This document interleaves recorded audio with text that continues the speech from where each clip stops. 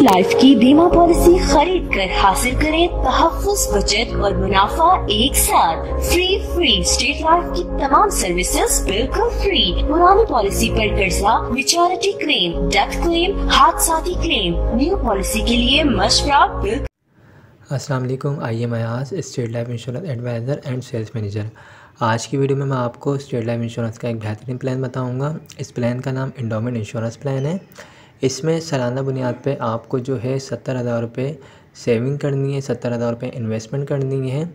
20 साल की ये पॉलिसी होगी और 20 साल के बाद जो आपको इसकी मैच्योरिटी मिलेगी वो तकरीबन आपको 54 से 56 लाख एक्सपेक्टेड मैच्योरिटी मिलेगी। मिलने वाली अमाउंट कोई फ़िक्स नहीं है। जिस तरीके से स्टेट लाइफ इंश्योरेंस को प्रॉफिट होगा उसी हिसाब से आपको भी प्रॉफिट मिलेगा। इस पॉलिसी में दोस्तों अगर आपकी पॉलिसी को 3 साल या 5 साल या 10 साल हो जाते हैं और अगर आपको पैसों की ज़रूरत पड़ जाए तो आप जो है कर्ज़ा भी ले सकते हैं।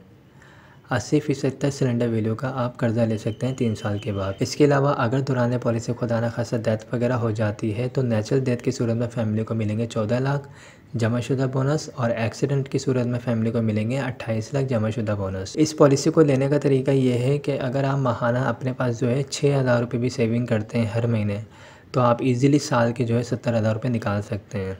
पॉलिसी जो है सालाना बुनियाद पे होगी। साल के साल आपको 70,000 रुपये पे करने होंगे और आफ्टर 20 ईयर्स के बाद आपको 54 से 56 लाख एक्सपेक्टेड मैच्योरिटी मिलेगी। ये जो 70,000 रुपये हैं ये भी कोई फ़िक्स नहीं है। आपकी जो एज होगी उसके हिसाब से प्रीमियम आपका कैलकुलेट करके प्रॉपर आपको अमाउंट बताई जाएगी। तो आई होप दोस्तों तमाम चीज़ें क्लियर हो गई होंगी। अगर इस सिलसिले में कोई भी क्यूरी हो तो आप मुझसे पूछ सकते हैं।